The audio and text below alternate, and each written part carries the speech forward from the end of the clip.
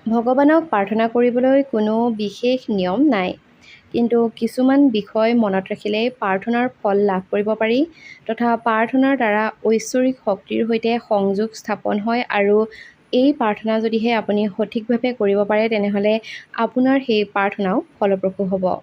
নমস্কাৰ, আস্থা ক্ৰিয়েশ্যনৰ নতুন এটা ভিডিঅ'ৰ মাজলৈ আপোনালোক সকলোকে পোনপ্ৰথমে স্বাগতম জনাইছোঁ। বন্ধু বান্ধৱীসকল, যদিহে এতিয়াও আমাৰ চেনেলটি ছাবস্ক্ৰাইব কৰি লোৱা নাই তেনেহ'লে প্লিজ চেনেলটি ছাবস্ক্ৰাইব কৰি কাষতে থকা বেল আইকনটো প্ৰেছ কৰি ল'ব। নিতৌ এনেধৰণৰ নতুন নতুন আপডেটসমূহ সকলোতকৈ আগত পাই থাকিবৰ কাৰণে ছাবস্ক্ৰাইব কৰি ল'ব আৰু বেল আইকনটো প্ৰেছ কৰি ল'বলৈ নাপাহৰিব। আৰু যিহেতু এইকেইদিন ভগৱানৰ লগত জড়িত কিছুমান বিষয়বস্তু তথা বিশেষ কিছুমান কথা আপোনালোকৰ জৰিয়তে আপোনালোকলৈ আগবঢ়াই আছোঁ, গতিকে যদিহে আগৰ ভিডিঅ'সমূহ নাই চোৱা তেনেহ'লে নিশ্চয়কৈ আপুনি ভিডিঅ'সমূহ চাব। তেনেহ'লে অকণমানো সময় পলম নকৰি ব'লক আজিৰ ভিডিঅ'টিৰ মাজভাগলৈ আগবাঢ়োঁ। ভগৱানক প্ৰাৰ্থনা কৰাৰ কিছুমান উপায় আছে আৰু সেই উপায়সমূহৰ বিষয়ে তথা প্ৰাৰ্থনানো শুদ্ধ মনেৰে কেনেকৈ কৰিব পৰা যায় সেই সন্দৰ্ভত কিছু কথা আগতেও আপোনালোকলৈ যুগুত কৰিছোঁ। আজিৰ এই ভিডিঅ'টিৰ জৰিয়তে গৰ্ভত থকা সন্তান এটিৰ বাবে আৰু যদিহে আপোনালোকৰ ঘৰত নাইবা আপোনাৰ চিনাকি কোনোবা গৰ্ভৱতী মহিলা আছে তেনেহ'লে এই ভিডিঅ'টো তেওঁলোকলৈ শ্বেয়াৰ কৰি দিবলৈ নাপাহৰিব। ভগৱানক প্ৰাৰ্থনা কৰাৰ কিছুমান বিশেষ উপায় আছে আৰু সেই উপায়সমূহৰ ভিতৰত দুটামান উপায় আপোনালোকক থ্ৰুতে জনাই থ'ব বিচাৰিছোঁ। আন্তৰিকতাৰে বিশ্বাস। প্ৰাৰ্থনা কৰোঁতে মনে প্ৰাণে আপুনি বিশ্বাস ৰাখিব লাগিব যে ভগৱানে আপোনাৰ কথা শুনিছে আৰু আপোনাৰ ইচ্ছা নিশ্চয়কৈ পূৰণ কৰিব। দ্বিতীয়তে, শুদ্ধ মন আৰু শুদ্ধ চিন্তা। মন শুদ্ধ ৰাখি কোনো বেয়া চিন্তা নাইবা উদ্দেশ্য নৰখাকৈ প্ৰাৰ্থনা কৰা উচিত। তৃতীয়তে হৈছে ধৈৰ্য ধৰা। প্ৰাৰ্থনাৰ ফল লাভ কৰিবলৈ সময় লাগে, সেয়েহে অধৈৰ্য নহৈ ধৈৰ্য ধৰি থাকিব লাগে। আমাৰ মাজৰে বহু এনেকুৱা আছে, এজন আৰাধ্য দেৱক পূজা অৰ্চনা কৰাৰ পাছতেই খুব কম সময়ৰ ভিতৰতে সেইজন দেৱতা নাইবা সেই আৰাধ্য দেৱতাজনে তেওঁৰ কথা নুশুনিলে বুলি ভাবি আন এজন আৰাধ্য দেৱতাৰ ওচৰলৈ পূজা অৰ্চনা কৰিবলৈ বুলি গুচি যায়, কিন্তু এয়া সম্পূৰ্ণ ভুল। যদিহে আপুনি শুদ্ধ চিন্তা আৰু শুদ্ধ মনেৰে এজন ভগৱানকে প্ৰাৰ্থনা কৰে তেনেহ'লে নিশ্চয় সেই ভগৱানজনে নাইবা সেই আৰাধ্য দেৱতাই আপোনাৰ মনৰ কথা শুনিব, কিন্তু আপুনি ধৈৰ্য ৰখা উচিত। সদাচাৰ আৰু নিজৰ আচৰণ আৰু খাদ্যাভ্যাস শুদ্ধ ৰাখিবলৈ চেষ্টা কৰক। কিছুমান লোকে অনুভৱ কৰে যে দুখৰ সময়তহে ভগৱানক মনত পেলায়, কিন্তু প্ৰাৰ্থনা হৈছে নিৰন্তৰ এক প্ৰক্ৰিয়া যি আপুনি সুখৰ সময়তে হওক নাইবা দুখৰ সময়তে হওক ভগৱানক ক'ব লাগে নাইবা ভগৱানৰ ওচৰত প্ৰাৰ্থনা কৰিব লাগে। আমাৰ বহুতেই এনেকুৱা আছে যিসকলে অকল বিপদৰ সময়তহে ভগৱানক মনত পেলায় আৰু তাৰ পাছতেই ভগৱানৰ কথা পাহৰি যায়। কৃতজ্ঞতা প্ৰকাশ। যি লাভ কৰিছে তাৰ বাবে ভগৱানৰ ওচৰত আপুনি কৃতজ্ঞতা জ্ঞাপন কৰক। শাৰীৰিক আৰু মানসিক প্ৰস্তুতি। শুদ্ধ মনেৰে এখন শান্ত স্থানত বহি নাইবা থিয় হৈ হাতযোৰ কৰি প্ৰাৰ্থনা কৰিবলৈ আৰম্ভ কৰক, নাইবা তেনেকৈও আপুনি প্ৰাৰ্থনা কৰিব পাৰে। বন্ধু বান্ধৱীসকল, আমি জানো যে মানুহে জন্ম হোৱাৰ আগত 9 মাহ নিজৰ মাতৃৰ গৰ্ভত সময় পাৰ কৰে। জন্ম হোৱাৰ আগতেই মাকে শিশুটোক লৈ বহুত সপোন আৰু আশা কৰে, কিন্তু আপুনি এটা কথা জানি আচৰিত হ'ব যে শিশুটোৱে মাকৰ গৰ্ভত থাকোঁতে কি ভাবে তথা সি গৰ্ভত থাকোঁতে কি শাস্তি ভোগ কৰিব লাগে আৰু সেই সন্তানটি গৰ্ভতনো কেনেকৈ থাকে। আমি সকলোৱে গৰ্ভৱতী মাতৃগৰাকীক দেখা পাওঁ, কিন্তু গৰ্ভত থকা সন্তানটিক আমি কোনেও নেদেখোঁ। হয়তো গৰ্ভত থকা সন্তানটিও শাস্তিত থাকিব পাৰে, সেই কথা হয়তো আমি উপলব্ধিও নকৰোঁ। গতিকে আজি আমি এই ভিডিঅ'টিৰ জৰিয়তে জনাম যে গৰ্ভতনো এটি সন্তান কেনেকৈ থাকে। আৰু পুনৰবাৰ কৈছোঁ, যদিহে আপোনাৰ চিনাকি কোনোবা গৰ্ভৱতী মহিলা আছে তেনেহ'লে এই ভিডিঅ'টো সেই গৰ্ভৱতী মহিলাগৰাকীলৈ নিশ্চয় শ্বেয়াৰ কৰিব। কাৰণ গৰুড় পুৰাণত জীৱন মৃত্যু, পাপ পুণ্য, স্বৰ্গ নৰক, মোক্ষ পোৱাৰ উপায় আদিৰ লগতে এইটোও কোৱা হৈছে যে এটি শিশুৱে মাকৰ গৰ্ভত থাকোঁতে কি ভাবে তথা ভগৱানক কেনেকৈ স্মৰণ কৰে তথা সি গৰ্ভত থাকোঁতে কি শাস্তি ভোগ কৰিব লাগে। শিশুটোৱে মাকৰ গৰ্ভত কি অনুভৱ কৰে আৰু তাৰ মগজুত তথা শিশুটিৰ মন মগজুত সেই সময়ত কি চলি থাকে, অৰ্থাৎ জীৱিত অৱস্থাত যে গৰ্ভৰ ভিতৰত এটি সন্তান থাকে সেই কথা আমিও জানো। গতিকে আমি আজি সেই বিষয়ে আপোনালোকক জনাবলৈ ওলাইছোঁ। যদিহে এতিয়ালৈকে ভিডিঅ'টি চাই আছে আৰু ভিডিঅ'টি লাইক কৰা নাই তেনেহ'লে নিশ্চয়কৈ ভিডিঅ'টোত এটা লাইক কৰিব আৰু চেনেলটিও ছাবস্ক্ৰাইব কৰি থ'ব। গৰুড় পুৰাণত ধৰ্মকাণ্ডৰ প্ৰেতকল্প অধ্যায়ত যেতিয়া পক্ষীৰাজ গৰুড়দেৱে ভগৱান বিষ্ণুক সুধিছিল যে হে প্ৰভু, যেতিয়া কোনোবা আত্মাই বেলেগ শৰীৰ ধাৰণ কৰাৰ আগত মাতৃৰ গৰ্ভত থাকে তেতিয়া সি কেনেকুৱা অনুভৱ কৰে? কৃপা কৰি মোক সেই বিস্তাৰিতভাৱে বৰ্ণনা কৰক। তেতিয়া ভগৱান বিষ্ণুৱে গৰুড়দেৱক ক'লে যে গৰ্ভত থাকোঁতে শিশুৰ আগৰ জন্মৰ কথা সেই শিশুটোৰ মনত থাকে।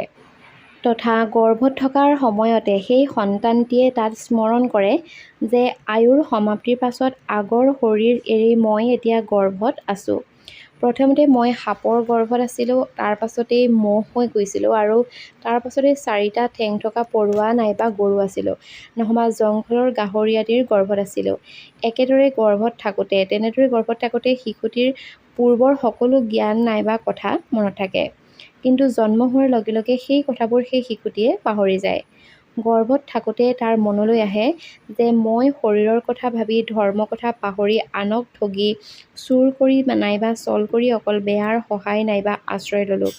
তাৰ পাছতেই গৰ্ভত থকা শিশুটিৰ মনত পৰে যে সি আগতে বহুত কষ্ট কৰি ধন গোটাইছিল, কিন্তু সেইসমূহ সি ভোগ কৰিব নোৱাৰিলে আৰু অগ্নিদেৱ, আলহী, বন্ধু-বৰ্গ আৰু পৰিয়ালৰ লোকক সুস্বাদু খাদ্য, ফল-মূল আদি দি তেওঁলোকক সন্তোষ কৰাটো সেই শিশুটি নাইবা সেই আগৰ জন্মৰ পুৰুষজন নাইবা মহিলাগৰাকী অসফল হ'ল। তাৰ পাছতে শিশুটিৰ মনলৈ আহে যে ভগৱান বিষ্ণুৰ বিষয়ে যে মই তেওঁৰ প্ৰতিমাৰ দৰ্শনেই নকৰিলোঁ আৰু তেওঁক প্ৰণামো নকৰিলোঁ। প্ৰভাস ক্ষেত্ৰত বিৰাজমান ভগৱান সোমনাথৰ পূজা আৰু বন্দনাও মোৰ দ্বাৰা নহ'ল। যেতিয়া এনেকুৱা চিন্তা গৰ্ভত থাকোঁতে কৰে তেতিয়া যমৰাজে তাক কয় যে তুমি যেনেকুৱা কৰিছা তাৰ অনুসৰি নিজৰ নিস্তাৰ কৰা। তাৰ পাছতেই শিশুটিয়ে নিজকে দুখ দি কয় যে আগতে যিবোৰ ধন উপাৰ্জন কৰিলোঁ তাৰ পৰা কোনো দুখীয়া ব্যক্তিক দানো নিদিলোঁ। এই পৃথিৱীত থাকিও মই ভূমিদান, গোদান, ফলদান, তামোলদান, জলদান আদি নিদিলোঁ। এতিয়া এইবোৰ ভাবি কি লাভ? মোৰ আগৰ মা-দেউতাৰ মৃত্যু হ'ল, যি মোক আগতে জন্ম দিছিল আৰু তোমাৰ কোনো বন্ধু নাথাকিলে। লগতে মোৰ আগৰ শৰীৰটো অগ্নি জ্বলি ভস্ম হৈ গ'ল। মই কৰা ধন সম্পত্তি সকলো পুত্ৰই লৈ ল'লে। যিবোৰ মই ধৰ্মীয় কাম কৰিলোঁ সেইবোৰ মোৰ লগত আছে। এই পৃথিৱীত জন্ম লোৱা জন ৰজা হওক নাইবা সন্ন্যাসী, তেওঁ মৰাৰ পাছত পুনৰ একেদৰেই নাহে। পৃথিৱীত যিয়ে জন্মগ্ৰহণ কৰে তাৰ মৃত্যু নিশ্চিত। তাৰ পাছতে সি তেতিয়া বিলাপ কৰিবলৈ ধৰে আৰু ভগৱানক প্ৰাৰ্থনা কৰে যে হে প্ৰভু, যেতিয়া জন্মৰ পাছত আকৌ মোৰ পুনৰ মৃত্যু হ'বই, তেনেহ'লে কিয় পুনৰ জন্ম মোৰ হৈছে নাইবা কিয় মোক পুনৰ গৰ্ভত থিতাপি দিলা? যদি সম্ভৱ হয় মোক এই জীৱন চক্ৰৰ পৰা মুক্ত কৰি দিয়া। তাৰ পাছতে গৰুড় পুৰাণ অনুসৰি মাকৰ গৰ্ভত থকা শিশুটোৱে ভগৱানক কয় যে মই এই গৰ্ভৰ পৰা আঁতৰিব নিবিচাৰোঁ, কাৰণ বাহিৰত পাপ কৰিবলগীয়া হয় যাৰ ফলত নৰক আদিৰ স্থান প্ৰাপ্ত হয়। সেয়েহে এই কথা ভাবি বহুত দুখ লাগে, কাৰণ মাতৃৰ গৰ্ভত থকা 9 মাহ দিন শিশুৱে ভগৱানক প্ৰাৰ্থনা কৰে, কিন্তু এই সময়খিনি পাৰ হোৱাৰ পাছত যেতিয়া সি জন্মগ্ৰহণ কৰে তেতিয়া তাৰ একোৱেই মনত নাথাকে। তথা বিজ্ঞানৰ মতে মাকৰ গৰ্ভৰ পৰা বাহিৰলৈ আহোঁতে শিশুটোৱে বহুত কষ্ট কৰিবলগীয়া হয়, যাৰ ফলস্বৰূপে মাতৃৰ গৰ্ভত ঘটা প্ৰত্যেকটো কথাই শিশুটোৱে পাহৰি যায়। তথা জন্মৰ সময়ত পোৱা কষ্টৰ ফলস্বৰূপে তাৰ মগজুত বহুত জোৰ পৰে। হয়তো এইটোৱেই কাৰণ যে তাৰ আগৰ কথা একো মনত নাথাকে। ইফালে আকৌ গৰুড় পুৰাণ অনুসৰি মাতৃৰ গৰ্ভৰ পৰা উশাহ লৈ বাহিৰলৈ আহোঁতে শিশুৰ একোৱেই মনত নাথাকে। গৰ্ভৰ পৰা আঁতৰি সি জ্ঞানহীন হৈ পৰে আৰু সেইকাৰণেই জন্ম হৈয়ে শিশুটিয়ে কান্দিবলৈ আৰম্ভ কৰে। এইবোৰৰ বাদেও গৰুড় পুৰাণত ভগৱান বিষ্ণুৱে এইটোও কৈছিল যে যেতিয়া শিশু গৰ্ভত ছমহীয়া হৈ যায় তেতিয়া সি ভোক পিয়াহ অনুভৱ কৰিব পাৰে তথা গৰ্ভত স্থান সলনি কৰিব পৰাও হয়। তেতিয়া সি কিছুমান কষ্টও ভুগিবলগীয়া হয়। মাকে যিবোৰ খাদ্য হিচাপে খায় সেইবোৰ তাৰ কোমল ছালত লাগি পাৰ হৈ যায় আৰু এই কষ্টবোৰৰ কাৰণে বহুতবাৰ শিশু মাকৰ গৰ্ভতে অচেতন হৈ পৰে। তথা 6 মাহৰ পিছত শিশুৰ মগজুত তলৰ ফালে আৰু ভৰিৰ ওপৰ ফালে হৈ যায়। এনেকুৱা স্থিতিত সি ভাবিবলৈ লৰচৰ কৰিব নোৱাৰে। সি নিজকে পিঞ্জৰাত আবদ্ধ পক্ষীৰ দৰে অনুভৱ কৰে। তাৰ পিছতে সি ভগৱানক স্মৰণ কৰে আৰু কয় যে হে ভগৱান, তুমি সংসাৰধাৰী মই এই গৰ্ভৰ পৰা ওলাই তোমাক স্মৰণ কৰি এনেকুৱা উপায় কৰিম যাৰ ফলস্বৰূপে যাতে মই মুক্তি লাভ কৰোঁ। তাৰ পাছতে সি নিজৰ ওচৰে পাজৰে থকা লেতেৰা দেখি সি আকৌ ভগৱানক প্ৰাৰ্থনা কৰে আৰু কয় যে ভগৱান মোক ইয়াৰ পৰা কেতিয়া বাহিৰলৈ উলিয়াবা, মোক সোনকালে ইয়াৰ পৰা বাহিৰলৈ উলিয়াই নিয়া। আৰু গৰুড় পুৰাণত থকা এইবোৰ কথা মানুহে শুনাৰ পাছতেই নাইবা শাস্ত্ৰত লিখা এই কথাবোৰ শুনাৰ পাছতেই হয়তো মানুহে সেইকাৰণে কয় যে এগৰাকী গৰ্ভৱতী মহিলাই বেছি জ্বলা, বেছি টেঙা নাইবা বেছি তিতাজাতীয় বস্তু খাব নালাগে, নাইবা যি বস্তুসমূহে সেই শিশুটিক অপকাৰ কৰিব পাৰে তেনেকুৱা বস্তুবোৰ খাব নালাগে। কাৰণ শিশুটিৰ সেই কোমল ছালত লগাৰ লগে লগে শিশুটিও বহুত বেছি জ্বলা কলা নাইবা বৰ বেছি তিতা কেঁহা সেই গৰ্ভতে পাব পাৰে।